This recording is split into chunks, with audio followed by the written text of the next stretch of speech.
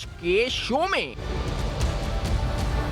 नैब executive board इजलास, Imran Sheikh superintendent engineer RBOT circle Hyderabad के खिलाफ इन्वेस्टिगेशन की मंजूरी। महकमा आबपाशी के अफसरान और दीगर के खिलाफ 3 इन्वेस्टिगेशंस की मंजूरी। बदउनवान अनासिर की बरतरफी के वाज़े अदालती अहकामात के बावजूद अफसरान ओहदों पर बराजमान कैसे? प्रीतम दास को managing director Sindh irrigation and drainage authority क्यों बनाया गया? राज फाश। चीफ इंजीनियर यासीन कुरैशी के इल्जामात क्या झूठ का पलंदा? खतो किताबत के जरिए खुद को बचाने की कोशिश नाकाम। अस्सलाम वालेकुम। पस पर्दा हक़ाइक़ सनसनीखेज़ इंकशाफ़ात प्रोग्राम बेनकाब में हूँ आपके साथ सफ़ान खान। नाज़रीन, बड़ा अहम फैसला सिंध हाई कोर्ट का माइलस्टोन या लैंडमार्क जजमेंट आप कह सकते हैं। इसमें ये कहा गया इस फैसले में जो रिसेंटली आया, जिसमें इम्तियाज़ सांडियो साहब पिटिशनर थे, और इस फैसले के अंदर तौर पर एक बात सामने आई, 2 बातें। एक बात तो ये आई कि वो तमाम यानी चीफ सेक्रेटरी सिंध को ये ऑर्डर दिया गया कि that all such civil servants यानी तमाम ऐसे सरकारी नौकर shall not be given any posting और एडमिनिस्ट्रेशन असाइनमेंट, यानी वाज़े अल्फाज में कि ना कोई एडमिनिस्ट्रेशन असाइनमेंट मिल सकती है। फैसले में जो इस पर आया सिंध हाई कोर्ट का यह कि नहीं दे सकते, ना असाइनमेंट दे सकते हैं, ना इस पर कोई पोस्टिंग दी जा सकती है ऐसे अफराद को जिनके खिलाफ कोई रेफरेंस है, जिनके खिलाफ कोई केस है, कोई मैटर है जो कि कंक्लूड नहीं हुआ है अंडर द लॉ। और इसी तरह से यह भी कहा गया कि ऐसे अफसरान के खिलाफ एक्शन लिया जाए जो अफसरान जो इस पर सिविल सर्वेंट हैं और रहते हुए इस पर जो है सर्व कर रहे हैं, जिनके खिलाफ कोई केस है, कोई डिसिप्लिनरी प्रोसीडिंग है। तो ये एक अहम फैसला आ गया। मैं ये फैसले से आपको तमीद बांधते हुए आगे लेके चलता हूं, क्योंकि हमने देखा है कि बहुत से सिंध में ऐसे अफसरान हैं जिनके खिलाफ करप्शन के इल्जाम हैं। जो आप स्क्रीन पर बार बार नोटिफिकेशन देख रहे हैं, ये इरिगेशन डिपार्टमेंट का कुछ अफसरान के रद्दोबदल और तबादलों का है, क्योंकि ज्यादातर इल्जाम करप्शन के इरिगेशन डिपार्टमेंट के हवाले से। नैब का एग्जीक्यूटिव बोर्ड इजलास हुआ हालिया, जिसके अंदर अभी आपने हेडलाइन में देखा इमरान शेख सुपरिटेंडेंट इंजीनियर, आपने इस शख्स का नाम इस प्रोग्राम में सुना है, कई बार आरबीओटी का जिक्र हुआ है। महकमा आबपाशी और दीगर के खिलाफ 3 इन्वेस्टिगेशंस की नैब की तरफ से मंजूरी दी गई। यही नहीं, तकरीबन 22 अरब का इल्जाम 88 ठेकों का बोगस टेंडर्स का इमरान शेख के ऊपर है। और हुकूमत सिंध ताहाल ऐसे अफसरान जो ओहदों पे बराजमान है, नैब को इंटरवीन करना पड़ता है, हाई कोर्ट के फैसले आने पड़ते हैं, क्योंकि हुकूमत सिंध कोई एक्शन नहीं लेती उन लोगों के खिलाफ। और ये अफसरान बरकरार रहते हैं ओहदों पे। यहाँ पे इमरान शेख का आपको जिक्र कर रहे हैं, तो दूसरा यासीन कुरैशी का जिक्र है, जिसको हालिया 1 अरब रुपए जारी किए गए फॉर लाइनिंग। ये यासीन कुरैशी इमरान शेख पर बोगस सिग्नेचर्स के इल्जाम लगा रहे हैं। इमरान शेख यानी आपस में दरमियान जंग चल रही है। यासीन कुरैशी के अपने असासों की अलग फहरिस्त है, इमरान शेख के अपने असासों की अलग फहरिस्त है। अगर मैं पहले आपको इमरान शेख के असासों का जिक्र करूं, तो इमरान शेख के ऊपर यह इल्जाम है उसके असासों में कि अरबों रुपए के असासे बनाए हुए हैं। कनाडा के अंदर उसकी शहरियत है, जिसमें फैमिली उसकी कनाडा में मुकीम है। यह है जी कि उसका पासपोर्ट नंबर भी आपको बता देते हैं, CG519212, ज़रई ज़मीन शिकारपुर लाड़काना, टंडू मोहम्मद खान ठट्टा। सरकारी गाड़ी जो है वो गिजरी में खड़ी है, फ्लैट के नीचे खराब, 2014 से, मॉडल 2014 का है। लेकिन जो गाड़ी इस्तेमाल हो रही है वो चमन बॉर्डर से इंपोर्टेड है, और इस पर गवर्नमेंट नंबर प्लेट GS7537 लगाकर इस्तेमाल किया जा रहा है इसको। करप्शन के तमाम इल्जामात के बावजूद इसकी समरी सेक्रेटरी महकमा आबपाशी के पास पड़ी है, ताहाल कोई कार्रवाई नहीं हो रही। मामला यही नहीं है, अगर बात करें जिस तरह भी आपको बताया कि नैब की 3 इन्वेस्टिगेशन मंजूर हुई हैं, हाई कोर्ट का डिसीजन, एक जो ऑर्डर आ गया कि ऐसे अफसरान जो करप्शन के इल्जाम में मुलविस है उनको हटाया जाए ओहदों से, जिन पे रेफरेंस है, क्रिमिनल डिसिप्लिनरी प्रोसीडिंग्स है। जो यहाँ पर अफसरान के दरमियान आपस में जंग चल रही है, एक दूसरे के इल्जाम, दोनों के ऊपर संगीन इल्जाम हैं। आगे बढ़ते हैं तो आपको जो हमने इरिगेशन डिपार्टमेंट का नोटिफिकेशन दिखाया, हालिया तैनाती हुई Syed Sardar Ali Shah chief engineer BS20 Guddu barrage को हटाकर यानी ट्रांसफर करके पोस्ट किया गया chief engineer irrigation barrage BS20 grade. अब ये जो तैनाती हुई सरदार शाह की, सैयद सरदार शाह की, ये वॉलंटरी रिटर्न नैब से कर चुके हैं, यानी नैब को रजाकाराना तौर पर करप्शन के पैसे वापस कर चुके हैं, और ये 20 ग्रेड के अंदर अफसर हैं और इनको सखर बैराज में तैनात किया गया। इसी तरह से एक और तैनाती है प्रीतम दास, जो कि इस पर 20 ग्रेड का अफसर, development region 1 irrigation department Hyderabad, transfer and posted with immediate effect and until further orders as managing director SIDA जो इस वक्त नाज़रीन एक अहम तरीन इदारा इस वक्त आप सिंध का समझे। अगर मैं आपको आसान अल्फाज में बताऊं, इसका जो मेन काम है, अगर आप इसके मिशन या विजन पे जाएं, तो वाटर मैनेजमेंट इसने अपने आप को लिखा है जी कि इंप्रूव वाटर मैनेजमेंट, इक्विटेबल यानी मुनसिफाना तकसीम डिस्ट्रीब्यूशन ऑफ वाटर, ये इस पर इरिगेशन एंड ड्रेनेज अथॉरिटी सूबा सिंध की, और इसका जो ग्रांट है सूबा, अगर मैं इसके ऑडिटेड स्टेटमेंट्स पे भी मैंने इस पर रोशनी डाली तो तकरीबन 100 मिलियन की ग्रांट्स इसको मिली हैं। लेकिन इस प्रीतम दास के भी असासों की लंबी फहरिस्त है, ना सिर्फ पाकिस्तान बल्कि बैरून मुल्क करप्शन के संगीन इल्जामात हैं। एक अहम तरीन जो इस पर, जिसको फॉरेन फंडेड एक इदारा, इसका प्रीतम दास MD बन जाता है। तो यहाँ पर ऐसे भी अफसरान हैं, जैसे मिसाल के तौर पे महताब काजी का एक नाम है, आपको इसकी फोटो भी दिखाएंगे। ये एक बज़ाहिर छोटा मुलाजिम है, लेकिन इसके भी ठाट बाट अलग हैं, इसके भी अपनी अथॉरिटी है, अपनी जगह इसकी भी एक गाड़ी का जिक्र है, एक हमारे पास पता चला जी इसका अपना 500 गज का डिफेंस में घर है गिजरी में। तो ये तमाम अफसरान जिनके खिलाफ नैब इंक्वायरीज हैं इरिगेशन डिपार्टमेंट में ताहाल हैं, मौजूद हैं। ज़रीफ खेड़ो एक और अहम नाम है, मास्टरमाइंड जिसको कहा जाता है, इसके खिलाफ भी नैब की एक इंक्वायरी चल रही है ज़रीफ खेड़ो के खिलाफ। जो ये सारी तफसीलात, और इसी तरह से इमरान शेख, सरदार शाह, ज़रीफ खेड़ो और इसके अलावा प्रीतम दास, ये सारी अहम तरीन तफसीलात, ये तमाम अफसरान ये हाई कोर्ट के ऑर्डर्स, नैब इन्वेस्टिगेशन, रेफरेंसेज, इंक्वायरीज के बावजूद ओहदों पर बराजमान है। आखिर सिंध हुकूमत कब एक्शन लेगी और इनकी करप्शन की मजीद तफसीलात होंगी इस प्रोग्राम में बेनकाब। इस मुख्तसर ब्रेक के बाद हमारे साथ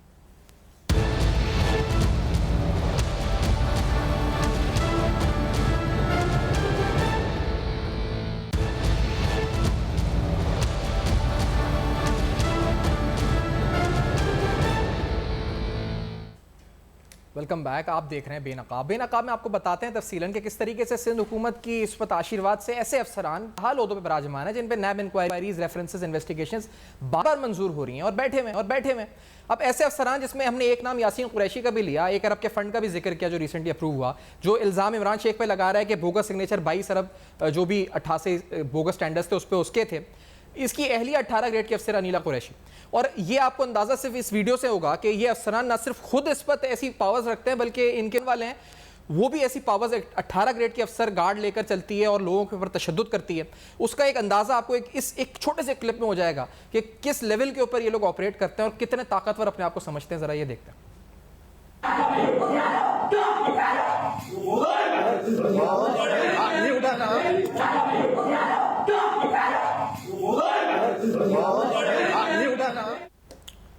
ये एक फुटेज है जिसके अंदर जो है तशद्दुद कर रही हैं डॉक्टर अनीला कुरैशी और नर्स के ऊपर, और इस तरह के कई और इस पर सबूत हमारे पास प्रोग्राम है। इम्तियाज़ सांडवी हमारे साथ मौजूद हैं, ब्यूरो चीफ कराची। अब तक इम्तियाज़ साहब, आखिरकार ये सारे फैसले आए और रिसेंटली EBM का इजलास के अंदर इंपॉर्टेंट इन्वेस्टिगेशन की मंजूरी हुई, लेकिन ये तमाम लोग बैठे हैं ओहदों के ऊपर, वैसे ही सब कुछ चल रहा है, सब चीज़ें जायदादों की आ गई अब तो सब सिलसिला। जी बिल्कुल, यही एक बड़ा सवाल है कि जो लोग कर रहे हैं, जो मुल्क को लूट रहे हैं, जिनको ये समझ के ये अफसरान हैं और इनको इतनी अथॉरिटी है कि उनके खिलाफ कोई इदारा कार्रवाई नहीं कर सकता, पहली जिम्मेदारी हुकूमत सिंध और जिस डिपार्टमेंट में वो काम कर रहे हैं उनकी बनती है कि वो अपने मुलाजमीन और अफसरान के ऊपर एक चेक एंड बैलेंस रखे कि आखिर ये क्या कर रहे हैं, इतने अरब रुपए के जो फंड्स हैं वो जा रहे हैं तो कहाँ जा रहे हैं। और अगर आप देखें इन्हीं अफसरान में, जिसमें इमरान शेख जो कनाडा में उसकी फैमिली मुकीम है, उनका नाम भी ये ज़राए बता रहे थे कि पहले ECL में था, बाद में निकला है। जो मालूमात मिल रही है, हम उनसे मौक़िफ़ लेने की कोशिश भी करते हैं, वो मौक़िफ़ देते नहीं हैं और इस तरह यूँ महसूस करवाते हैं कि उनको किसी किस्म की कोई परवाह नहीं है। ये जो EBM का जो इजलास हुआ है नैब का, जिसमें इमरान शेख पर तकरीबन 22 अरब रुपए इसने जो है वो जाली साइन के इल्ज़ाम है कि करके दे दिए। अब जब इसकी तफ्तीश करते हैं या थोड़ा सा आगे छानबीन करते हैं तो पता चलता है इनका जो झगड़ा हुआ है इमरान शेख का और यासीन कुरैशी का RBOD में, ये सिर्फ कमीशन का मामला था। और दोनों ने, क्योंकि यासीन कुरैशी पे ये उनके लिए तासुर है कि वो बहुत बड़े एक एक्टिंग करते हैं, ड्रामा करते हैं, या फौरी तौर पर अपने आप को बचाने के लिए तहरीरी तौर पर शिकायत करके जान छुड़ाने की कोशिश करते हैं। लेकिन एक्चुअल में जब ये टेंडर्स हुए थे 88 जो जाली थे, और उसमें जब दस्तखत का मामला आया बाकी टेंडर्स का, तो उसमें इनका कमीशन में झगड़ा हो गया और कमीशन कम मिलने पर ये आपस में दोस्त बहुत गहरे थे और बाद में एक दूसरे के खिलाफ हो गए। और यासीन कुरैशी ने तो ख़त लिखा है कि मेरे जाली साइन किए गए हैं, जबकि हुकूमत का काम ये था, डिपार्टमेंट का ये काम था कि वो उसको वेरीफाई करता, उसके लिए कोई कमेटी बनती, लेकिन कमेटी नहीं बनी, जिसका फ़ायदा यासीन कुरैशी को हो रहा है कि मैंने देखें पहले से कह दिया था और अब तो 5 साल हो गए इस तरह से 22 अरब रुपए जो लूट मार हुई है। अगर उन पैसों को देखा जाए तो उन 22 अरब रुपए जब से ये टेंडर फेक हुए हैं, इनके उसके बाद इनके असासों में इजाफा होता जा रहा है। ज़मीनें खरीदी जा रही हैं, घर बनाते जा रहे हैं, कीमती प्लाट लिए जा रहे हैं, दुबई में बिजनेस किए जा रहे हैं, बेटों के पास गाड़ियां आती जा रही हैं। तो इन तमाम जो स्टाइल है इनका, लाइफ स्टाइल, उसमें जो फ़र्क है या उनमें जो तब्दीली है वो तब आ रही है जब ये टेंडर्स होते हैं, जब ये कमीशनें बांटी जाती हैं। तो इस तरह से अगर आप जो यासीन कुरैशी हैं, अगर उसके लाइफ स्टाइल को देखें, वो भी वहीं से शुरू होता है। ज़्यादा प्रॉपर्टीज़ इसी आरबीओडी के बाद से शुरू होती हैं। अभी तो ये लाइनिंग के नाम पर 1 अरब रुपए खर्च कर चुके हैं, जिसमें से जो ज़राए बता रहे हैं कि 30-40 अरब रुपए का घपला है इसमें, और उसकी इंक्वायरी होनी चाहिए, क्योंकि ये डिपार्टमेंट जहाँ जहाँ बैठे हुए हैं वहाँ ये कुछ ना कुछ कर रहे हैं। इमरान शेख के लिए भी यही है कि आज तक हाई कोर्ट का जो डिसीजन है, अगर आप देखें कि किसी के खिलाफ अगर डिसिप्लिनरी एक्शन भी है, डिपार्टमेंटल इंक्वायरी है, तो उसको भी पोस्टिंग नहीं दी जाए। लेकिन महकमा आपाशी के ये 7-8 ऐसे अफसरान हैं जो इस वक्त ये बाअसर तरीन समझे जा रहे हैं। पूरे सिंध में इनका कंट्रोल है। डिपार्टमेंट की 6-7 अरब रुपए की बजट जो सालाना, वो ज़मीन पे कम और इनके असासों पर ज़्यादा लग रही है। तो इस तरह अगर ये कहा जाए कि ये जो अनिला कुरैशी हैं, यासीन कुरैशी हैं, इनके असासों की अगर आप छानबीन हो तो जो जितनी मालूमात हमारे पास है इससे कहीं ज़्यादा मालूमात बाहर आ सकती है। अब इशू ये है कि जिस इदारे को इंक्वायरी करनी चाहिए उसकी स्लो रफ्तार इतनी है कि वो लोग पोस्टों पर मजीद विराजमान होकर उससे भी ज़्यादा कमा लेते हैं। सही कह रहे हैं। और फिर ये जो अहम तरीन इदारा इस वक्त irrigation and drainage authority SIDA है, प्रीतम दास साहब, क्योंकि एक नहीं, इस तरह के कई और अफसर हैं, जैसे ये इनका नाम है, फिर सरदार शाह का नाम है। तो ये सारे इल्ज़ामात के बावजूद फिर अब रहीम कुरैशी है, उसके ऊपर भी नैब की इंक्वायरी, इस पर इन्वेस्टिगेशन चल रही है। ज़रीफ खेड़ो है जिसको मास्टरमाइंड कहा जाता है। ये बड़े अहम खिलाड़ी मिनिस्टर से भी ज़्यादा पावरफुल हैं। ये किस तरह से ऑपरेट कर रहे हैं सारे? देखिए, महकमा आपाशी तो 3-4 हिस्सों में बांटा हुआ है। असल फोर्स अलग है जो चला रहा है डिपार्टमेंट को, सामने कोई और है, और उसके बाद ये अफसरान, इनकी इतनी पावर है कि पूरा डिपार्टमेंट मतलब ये चला रहे हैं। सेक्रेटरी भी ये रिकमेंड करते हैं कि कौन सा सेक्रेटरी लगना चाहिए, किसको हटाना चाहिए। तो आप इससे अंदाज़ा करें कि जो जैसे ज़रीफ खेड़ो है, अब इसको थिंक टैंक समझा जा रहा है कि ये बहुत बड़े सिंध के लिए, जैसे इदरीस राजपूत थे, गुलाम रसूल मेमन थे, उनके बाद यही हैं जो ये चला रहे हैं। जबकि हकीकत ऐसा नहीं है। हकीकत में इनकी, अब इदरीस राजपूत के खिलाफ कौन सा नेब का रेफरेंस चला है, यानी उसने जो है उसके ऊपर इल्ज़ाम, वो तो पानी के बेहतरीन माहिरों में से एक समझे जा रहे थे। गुलाम रसूल मेमन की सिंध के लिए खिदमात बहुत ज़्यादा थी जब वो इरसा के मेंबर थे। कहने का मकसद सिर्फ ये है कि इनको वो एक्सपर्ट लोग थे जो इरिगेशन के, वो नहीं रहे हैं। अब वो लोग आए हुए हैं जिनकी पहली नज़र फंड्स पे है, दूसरी ये है कि वो खुशामद करके और सियासी पुष्ट पनाही के साथ पोस्टिंग्स ले रहे हैं और वहाँ अपने मकसद हासिल कर रहे हैं, और इनके अपने असासों में इजाफा होता जा रहा है। ज़रीफ खेड़ों के हवाले से नेब ने 3-4 बार ख़त लिखे हैं, सेक्रेटरी जो साबिक सेक्रेटरी थे उनसे भी और मौजूदा से भी, लेकिन उनके लिए कोई मालूमात फराहम नहीं हो रही थी।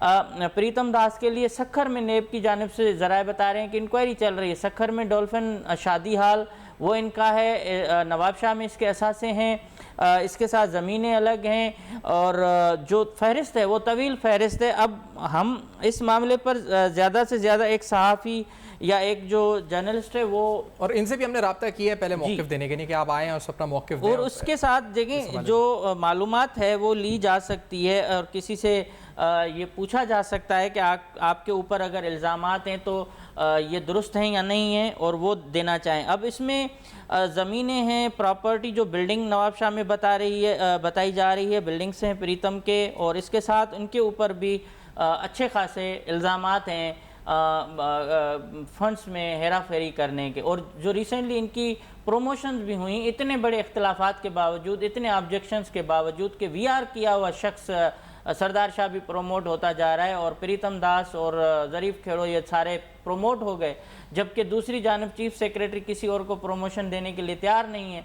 तो इस सूरत हाल में आप अंदाज़ा लगाएं कि इनके ना सिर्फ असासे बल्कि जो पोस्ट ये चाहते हैं वो मिल जाती है। सीडा कोई मामूली पोस्ट नहीं है, सीडा का एक बहुत बड़ा किरदार है, लेकिन गुज़िश्ता 10-15 सालों में सीडा को सिर्फ़ और सिर्फ सियासी टूल के जरिए के हवाले से इस्तेमाल किया गया है। लोगों को बदीन के लोग एहतजाज कर रहे होते हैं, घोटकी की तरफ नाजायज़ या नाइंसाफ़ियाँ हो रही हैं, इसका कोई वो फ़ायदा नहीं हुआ है सीडा का जो पहले होना चाहिए था। इतने एमडी आए, लेकिन जो एमडी बनाना पोस्टिंग के लिए भी, जो ये एमडी की एक पोस्ट है वो भी करोड़ों रुपए में फ़रोख्त में कहूँगा, इल्ज़ाम लगाऊंगा कि होती है, और सारे ओहदे जो हैं वो बगैर पैसे के किसी को नहीं मिलते। एक ब्रेक लेते हैं नाज़रीन, ब्रेक के बाद, क्योंकि ये बड़े अहम मामलात हैं। संगीन इल्ज़ामात और इंक्वायरीज और इन्वेस्टिगेशंस के बावजूद ओहदों पर अफसरान बराजमान हैं। इस ब्रेक के बाद और सवालात हमारे साथ हैं।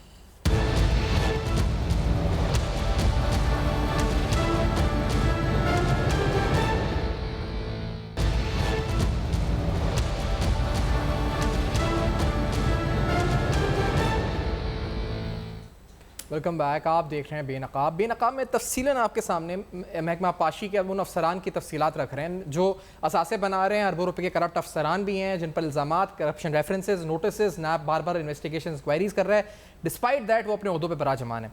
जैसा क्योंकि हमारे पास वक्त की थोड़ी किल्लत है, लेकिन अफसरान बहुत सारे हैं, फहरिस्तें बड़ी लंबी है। रहीम कुरैशी भी इसके अंदर एक नाम है, और बहुत से तफसीलात हैं, असासाजात हैं, आपके नोटिस उनको मिल चुके हैं, लेकिन सिंध हुकूमत कोई नोटिस नहीं ले रही। बिल्कुल नहीं ले रही, और सिंध हुकूमत ये तो तौहीन अदालत ही कर रही है, क्योंकि हाई कोर्ट का भी फैसला आ चुका है। इसके साथ जिन अफसरान पर इंक्वायरीज या जिनके असासे अपने आमदन से भी ज़ायद निकले, पहले जैसे कि प्रीतम का एक छोटी सी दुकान वो कहते थे कि होती थी, आज वो अगर शादी हाल, बेकरियों के मालिक बने हुए हैं, इस तरह से उसके प्लॉट्स, कीमती ज़मीनें, ज़रीफ़ खेड़ो बिल्डर्स बना हुआ है, उनके हैदराबाद में प्रोजेक्ट्स चल रहे हैं। यासीन कुरैशी जो है वो अरबपति बन चुके हैं, रहीम कुरैशी उनके साथ ही अंडर में काम कर रहे हैं, और ये मिलके दोनों जिस तरह से एक माल बना रहे हैं, और जिनकी मुख्तलिफ अदालतों में भी लोगों ने केस किए हुए हैं, तमाम के बावजूद इनको मुकम्मल खुली छूट दी हुई है कि जो चाहें करें, उनको कोई पूछने वाला नहीं है।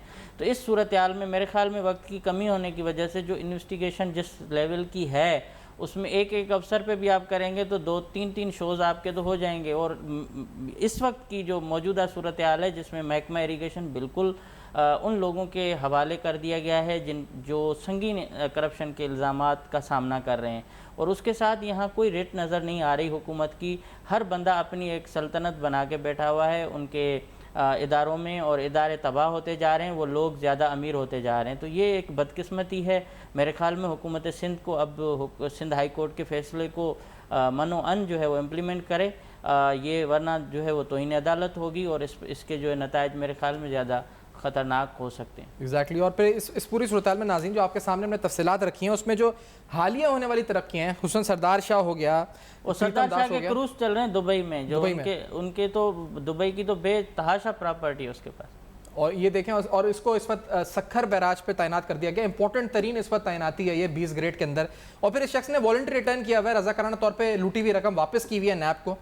लेकिन ये तमाम अफसरान अभी भी ओहदों पे बराजमान है। जैसा हमने कहा कि मजीद तफसीलात हैं, बहुत सारे सबूत हैं। अगर आप देखें तो सबूतों की फहरिस्त तो पूरी लाइन है हमारे पास, और इन तमाम की और कानूनी और हर लिहाज से हमने एथिकली, लीगली मौक़िफ़ देने के लिए रब्ता किया, लेकिन जवाब इनकी तरफ से कोई नहीं है। प्रोग्राम में इन्वाइट किया है, लेकिन इन्वाइट कोई आता नहीं है, इस वक्त आता है। फीडबैक आप ले सकते हैं फेसबुक, ईमेल और ट्विटर पर। देखते रहेगा। अब तक अपना बहुत ख्याल रखिएगा।